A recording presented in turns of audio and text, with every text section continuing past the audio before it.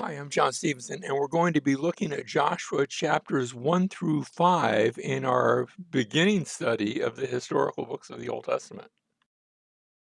First, I'd like to look at Joshua the man. He's first introduced in Exodus chapter 17, verse 9, where he is leading Israel's defense against these marauding group known as the Amalekites, the followers of Amalek, after the Israelites have come out of Egypt. Next, his name is originally described as Hoshea, but Moses calls him Yehoshea, a slight change in name. Numbers chapter 13, verse 16, we see this. And he's the servant of Moses. He's described that way in Exodus 24:13. Now, when I say servant, the words for servant and slave in Hebrew are the same words. So if you want to call him slave or servant of Moses, either one works. He seems to be a young man back then. He's described that way in Exodus 33:11. But he's going to get older. Reminds me of the senior pastor at my church when he was first brought aboard as the senior pastor. I remember somebody in the congregation said, "Well, he's sort of young," and one of our elders got up and said, "Well, he's only going to get older as time goes on," and he did, and we're all older as a result. He's one of the 12 spies representing the tribe of Ephraim. Remember, there's 12 tribes, and representatives from 12 tribes were sent into the promised land to spy out the land. He's one of those 12 tribes, and we're going to see that come around again when Joshua himself will eventually send some spies to spy out the land. He's designated as the successor to Moses, and we see this in Deuteronomy chapter 34:9. Let's read that. Now, Joshua the son of Nun was filled with the spirit of wisdom, for Moses had laid his hands on him, and the sons of Israel listened to him and did as the Lord had commanded Moses. And that's how Deuteronomy ends with Joshua being designated now as a successor. And so, as the book of Joshua opens up, Joshua's in place. So here's a brief outline of the book of Joshua.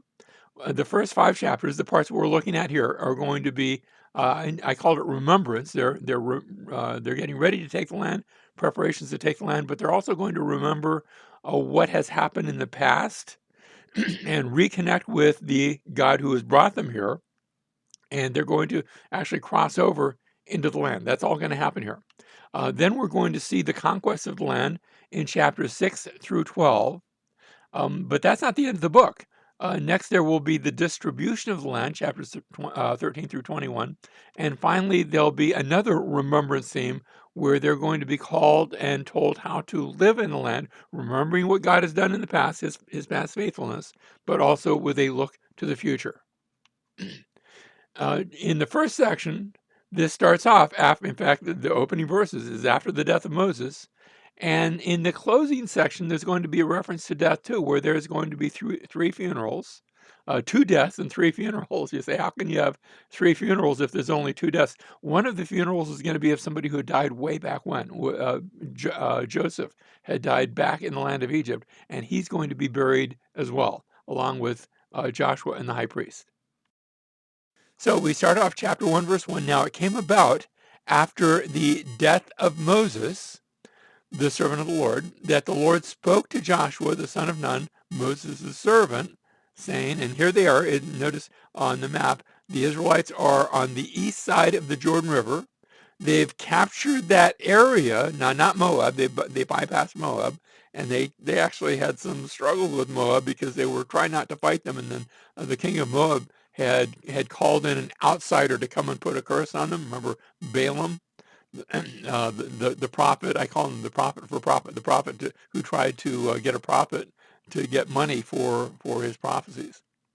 But you have the Israelites there, and verse 2, Moses my servant is dead. Now therefore arise, cross this Jordan, you and all this people, to the land which I am giving them to the sons of Israel. This is their marching orders. It's going to take, they're going to go do that in stages. Every place on which the sole of your foot treads, I have given it to you, just as I spoke to Moses. So what has been promised to Moses is now being passed on to Joshua. This is the passing, the passing of the baton, if you want to call it that, or the passing of the mantle. And so they're going to go into the land from here, and they're facing a city on the other side. It's going to be called Jericho. There's going to be a number of other cities, but that's going to be the first one. Verse 4, from the wilderness, and this is the promise that is God is giving them now, from the wilderness and this Lebanon, even as far as the great river, the river Euphrates, all the land of the Hittites. Now, Hittites had an entire empire further north, but there were Hittites living down here now as well. The Hittite Empire was still there, but it was coming to a close, and actually there's Hittites all throughout. So all the land of the Hittites, as far as the Great Sea toward the setting of the sun, will be your territory. So notice from the Euphrates River all the way down to the Red Sea. There's portions that does include, portions that doesn't. That's going to be their territory, although that's not going to be the actual nation. The nation is going to be considerably smaller, but at its height, they will give oversight. They will be the big rulers over all of this area. Verse 5, no man will be able to stand before you all the days of your life. Just as I have been with Moses, I will be with you. I will not fail or forsake you. Notice, I'm going to be with you, the presence of God. You don't fail me, I won't fail you. That's the promise.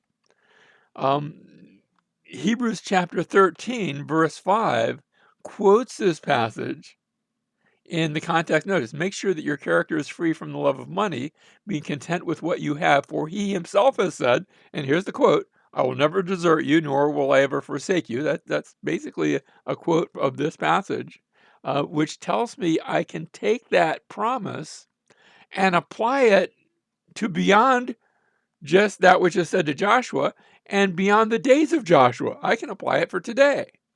And that tells me something about the promises of the Old Testament.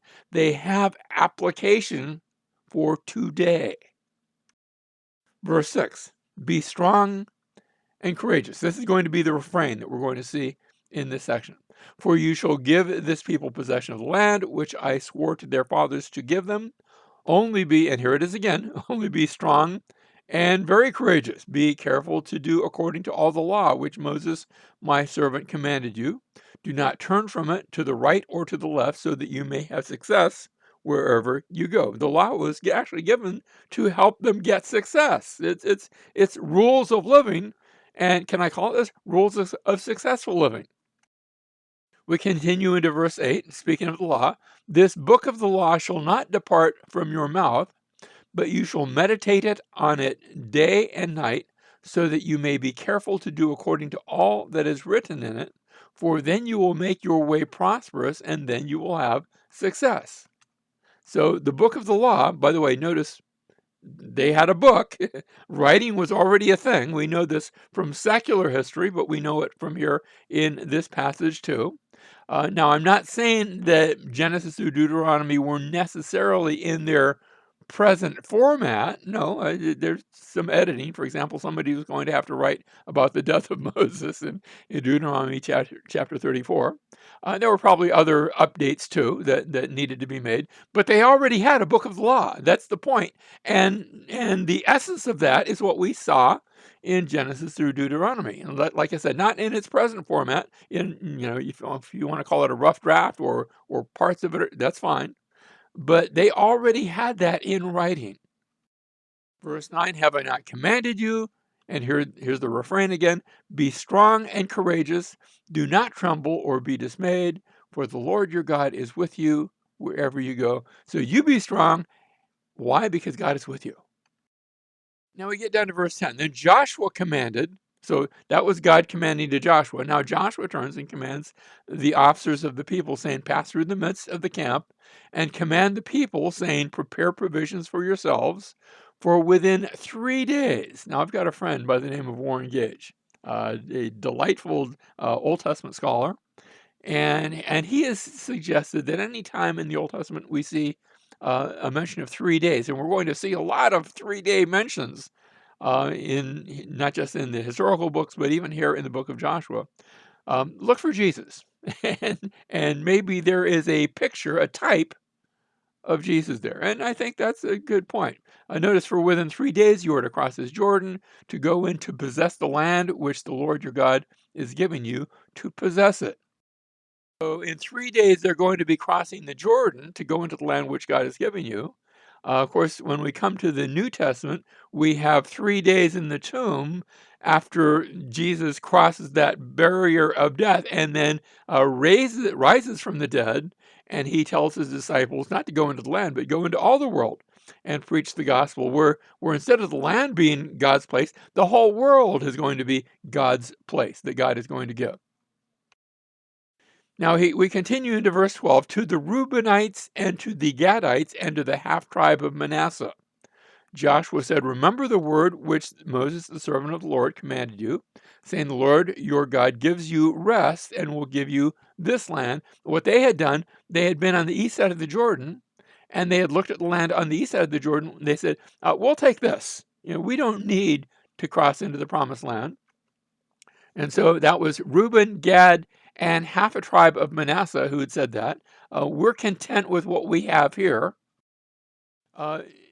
Your wives, your little ones, and your cattle shall remain in the land which Moses gave you beyond the Jordan, but you shall cross before your brothers in battle array, all your valiant warriors, and shall help them. So their possessions, their people, their wives and kids are going to stay here on the side of the Jordan, but they will cross over. They will fight for the land with their fellow Israelites, but then when they're done, they're going to come back.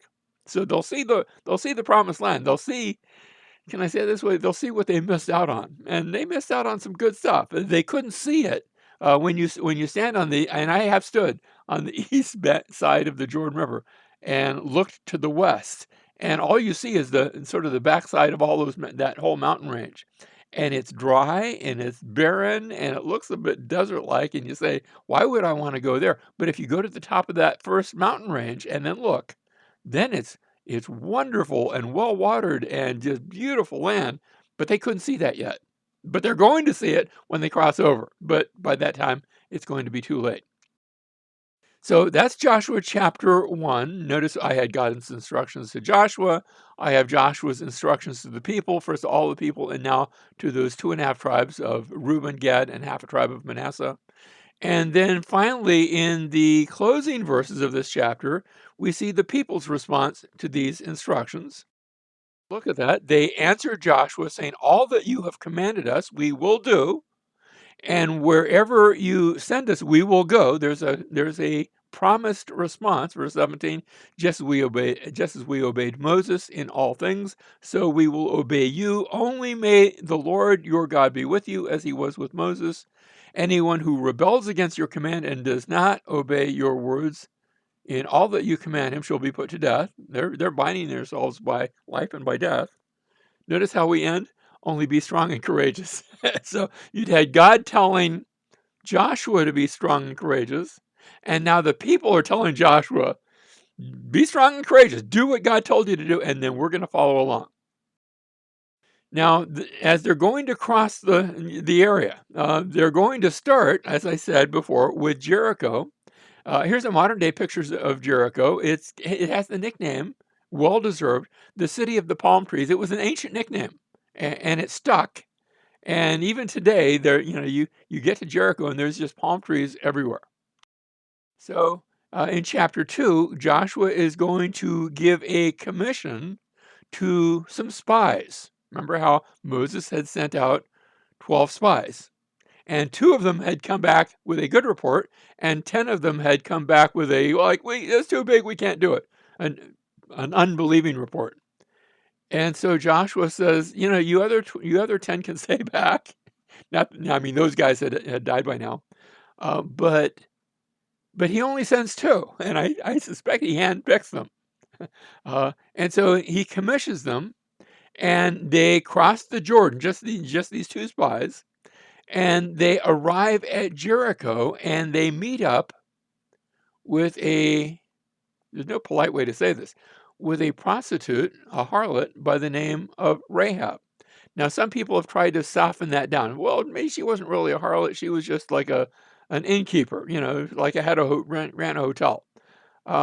It's the regular word for harlot or prostitute, and it has that negative connotation. Now, if you want to say maybe by now she was retired, okay, that's fine, but the passage doesn't tell us that.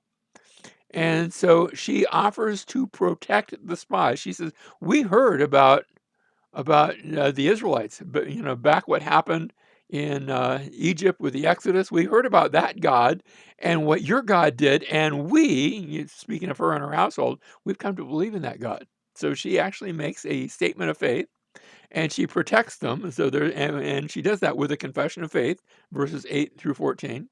And then from there, she sends them out, and she sends them out in a very particular way, not through the gate, but out a window and down a rope. And she makes a covenant with them, and they make a covenant with her, where she will be protected. The whole city is going to be destroyed. Everybody in the city is going to be killed, except Rahab and anyone who is in her house with her. So family, extended family, whoever is embracing Rahab, and I think the idea is embracing that confession of faith, they will be protected, and they're going to be given a sign. And then the spies are going to return to Joshua. So notice she says to them, verse 16, "Go to the hill country so that the pursuers will not happen upon you, and hide yourselves there."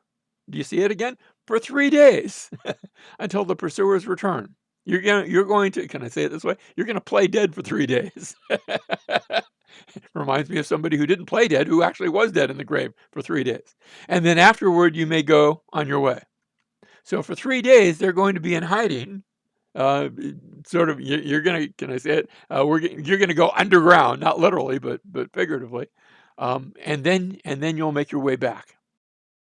Verse 17, the men said to her, "We shall be free from this oath to you, which you've made us swear, unless when we come into the land, you tie this cord." Now, she lowers them out with a cord of rope, and the scriptures didn't have to do it, but it actually mentions the color of the cord, that it's scarlet.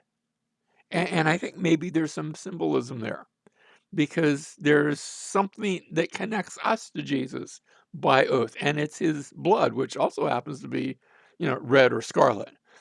So when we come into the land, you will tie this cord of scarlet thread in the window through which you let us down, and gather to yourself into the house your father and your mother and your brothers and all your father's household. Again, the relatives, if they come and are connected to you, and given her past profession, it might have been that the family had disassociated themselves with her. I don't know that. But their only way of safety will be to associate with her, to be in her household, to be connected to her, literally in the house, and all who are there will be saved. Verse 19, it shall come about that anyone who goes out of the doors of your house into the street, his blood shall be on his own head, and we shall be free. But anyone who is with you in the house, his blood shall be up on our head if a hand is laid upon him. They're binding themselves to this oath. Verse 20, but if you tell this business of ours, then we shall be free from the oath which you have made us swear. So she's not going to be spreading the word. She's not going to have everybody in the city. She's kept it quiet. She's going to keep it quiet.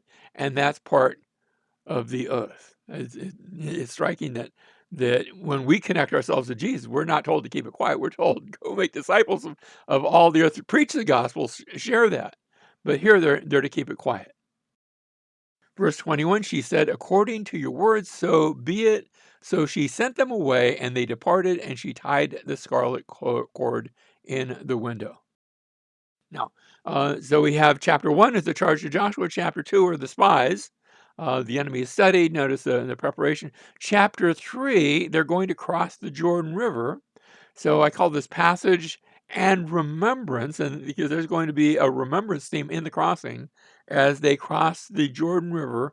Now, depending on the time of year, you can cross the Jordan in the dry season. You can just wade across the river. It's not all that deep. I have crossed the Jordan in the dry season. Now, I didn't try this. Today, there's a bridge over the Jordan. You just drive across. Back then, they didn't have bridges. I'm not sure they had even been invented yet. And so you had to wait, and you had to go over in the dry season, except that as they're going now, it's not the dry season. It's actually still the rainy season. It's remember, it sort of peters out toward the end at in the springtime. Well, it's springtime, and the water's still rushing, overrunning its banks, the water from the north. So Joshua chapter 3 and verse 1, then Joshua rose early in the morning, he and all the sons of Israel set out from Shittim and came to the Jordan, and they lodged there before they crossed. At the end of, there it is again, 3 days, the officers went through the midst of the camp. And so after 3 days, they're giving their new marching orders. They're going to cross from the old place to the new place. We get down to verse 14. So when the people set out from their tents to cross the Jordan with the priests, carrying the Ark of the Covenant before the people, and when those who carried the Ark, and they're told to do this by Joshua, came into the Jordan, where the Ark goes before them, and the feet of the priests carrying the Ark were dipped in the edge of the water, for the Jordan overflows all its banks in the days of harvest. Harvest is in the springtime in Israel. And so, just in case you didn't know that, you're being told it's overflowing its banks. They're not having to step down into the river. The river has swelled up to get to them. And they step into the river. We read that the waters which were flowing down from above stood and rose up in one heap, a great distance away at Adam. Now, Adam is a city beside Zarethan. That's about 18 miles to the north, 18, 20 miles to the north. I am told, I've never been able to find more than one historical reference to this, but I'm told back about, I think about 100 years ago, there was a landslide in the narrow part where Adam is, and it actually supposedly dammed up the river for a time. Some have said for an entire day. I'm not sure if that's accurate or not. I've not been able to certify that. But notice it doesn't. It's not this little channel that is open like going through the Red Sea, which frankly I don't think was a little channel. I think it was a lot bigger. But rather the river was stopped at Adam, and then if you stop up a river, what is left is going to flow out, and what's left, what's behind is going to be dry land. And so that's what happens here. The water is stopped way up there, and so the Israelites are able to cross the river. And so they cross, but notice chapter 4, not only the crossing of the Jordan, but now they are given instructions about memorial stones. They're going to mark the crossing. Let's look at this, chapter 4, verse 8. Thus the sons of Israel did as Joshua commanded, and took up 12 stones from the middle of the Jordan, just as the Lord spoke to Joshua according to the number of the tribes of the sons of Israel. And they carried them over with them to the lodging place and put them down there. So 12 stones are put outside that were in the river, are put outside the river as a mark that this is the place where God stopped up the river and the 12 tribes were able to cross over. However, we can notice the 12 stones here to this idea of 12 stones. You had 12 stones on the breastplate of the high priest. You had 12 stones here at the Jordan. There's 12 stones at the altar of Elijah on Mount Carmel. We're going to see this 12 stone theme a lot in the historical books. There's 12 foundation stones with the names of the 12 apostles in the New Jerusalem. So that covers from Old Testament to New Testament. But what I want you to see here in verse 9, that Joshua set up 12 stones in the middle of the Jordan, at the place where the feet of the priests who carried the Ark of the Covenant were standing, and they are there to this day. Now, is this the same 12 stones, or is this a different group of 12 stones? The NIV, the New International Version, has changed it. They said, well, that can't be right. And so what they did is they wrote, Joshua set up the 12 stones that had been in the middle of the Jordan at the spot where the priests who carried the Ark of the Covenant stood. And they're there this day. In other words, it's the New International Version has them describing the 12 stones that they took out of the river. But actually, that's not what the text says. Now, maybe the NIV has it right, and that's what the text means by what it says. But if I take this literally, and I'm not sure that I should, but I'm going to share it anyway. It sounds like maybe in the Hebrew text that I have two groups of stones. That there's one group outside the river, but another group is in the middle of the Jordan, if I just read it for what the actual Hebrew text says. And you say, why would they put stones in the middle of the river? After all, once the river is allowed to flow again, then those stones are going to be covered up. And that would be true, except remember that the river is seasonal. There will be times when the summer comes and when things get dry and when the river goes down and they're hoping, waiting, okay, we need the rainy season to come at the end of the summer and, when we get to October or so, because if it doesn't come, we're going to have famine and we're going to have lots of bad things happen. That maybe the 12 stones are there in the middle of the river so that when they see the stones appear because the water is lower, that they will be reminded God was faithful to bring them across the river when you shouldn't have been able to do that. And we can still trust God today. Do you have some stones in your life? I'm not talking about problems. I'm talking about reminders, and maybe even reminders that show up when things aren't going so well. And so maybe that's what they had here. Now, there are more preparations now to take the land, and in chapter 1, we had the commission to Joshua, be strong and courageous. We'd had the spies sent and the scarlet cord. We had them crossing the Jordan and the 12 stones, the sign to be remembered. Next, we're going to see circumcision, because the Israelites had not practiced circumcision while they were supposed to, but they didn't, and also a Passover. So these are coming up now in chapter 5. And then at the end, and we're almost done, we're going to see a commission to Joshua, and he will be meeting the angel of the Lord. Let's continue on chapter 5, verse 2. At that time, the Lord said to Joshua, make for yourselves flint knives and circumcise again the sons of Israel the second time. So Joshua made himself flint knives and circumcised the sons of Israel at Gibeath Raloth, literally hill of the foreskins. What a name! Sort of a vivid picture. But what had happened, they had stopped practicing circumcision. They were never supposed to stop, but they had stopped while they were in the wilderness. And you see this in verse 4. This is the reason why Joshua circumcised them. All the people who came out of Egypt, who were males, all the men of war, had died in the wilderness along the way after they came out of Egypt. For all the people who came out were circumcised, but all the people who were born in the wilderness along the way, as they came out of Egypt, had not been circumcised. Now, they had never been told not to. They just hadn't been obeying it. They hadn't been keeping the sign of the covenant, and now they catch up, like let's make up for lost ground and lost time and lost years. Verse 9, then the Lord said to Joshua, today I have rolled away the reproach of Egypt for you. You've got to hear this because the word for rolled is galal. So the name of that place is called Gilgal. Now, that sounds a little bit like Gilgal, but not quite. Gilgal is the word for wheel, and a wheel roll, so hence the name. And Gilgal is going to be a significant place in the historical books.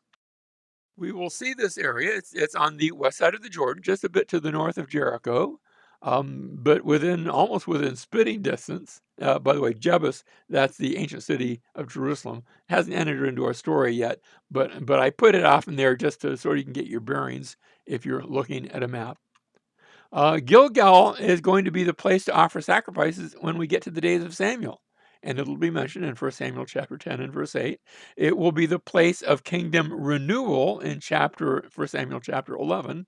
And it will be the place where Saul will be rejected by God, also as a place of sacrifice, when we get to 1 Samuel chapter 15. So it's going to be a significant place. Can I call it? It's going to be a big wheel for worship. Finally, we come to Joshua chapter 5 and verse 13. Now, it came about when Joshua was by Jericho that he lifted up his eyes and looked, and behold, a man was standing opposite him with his sword drawn in his hand. And Joshua went to him and said, Are you for us or for our adversaries? Whose side are you on? And he said, No, rather, I indeed come now as captain of the hosts of the Lord. Now, you're asking the wrong question, Joshua. It's not, am I on your side, but rather, are you on my side? And Joshua fell on his face to the earth and bowed down. Now, what you're seeing here in this picture is a picture of this sort of thing happening. Now, that's not the angel of the Lord. This is actually an Assyrian king from much later, and a Jewish king actually coming and bowing before him. But this is the prostration. This is the attitude of worship. He falls on his face to the earth, bows down, and said to him, What has my Lord to say to his servant? Joshua takes the words at face value and bows down before this captain of the host of the Lord. And the captain of the Lord's host said to Joshua, Remove your sandals from your feet, for the place where you are standing is holy. And Joshua did so. And Joshua is going to get his marching orders now from the captain of the Lord of hosts. I cannot help but to have a little sense of deja vu as I look at the story of Joshua, because Moses had also been in the presence of the Lord. In his case, it was with the form of a burning bush. Here is Joshua in the presence of the captain of the hosts of the Lord. In both cases, they are told, remove your sandals because this is holy ground. And, holy ground there at Sinai, holy ground here on the west side of the Jordan. In the case of Moses, he had been given instructions to confront the Pharaoh of Egypt and how to do that. Here in Joshua, he's given instructions on how to take the city of Jericho. And you have these two great patriarchs, if I can call them that, who are going to lead the people of God. And so I see the commonality there, but I also see the difference when I get to the greater Moses, the greater Joshua, the one who brought us himself the presence of the Lord, the one of whom it was said, and the Word became flesh and dwelled among us, and we beheld his glory, the one who didn't have to remove his sandals, but rather removed the sandals of his followers to wash their feet, to serve them, who didn't have to be given instructions, but rather gave his disciples and us instructions on how to enter our promised land.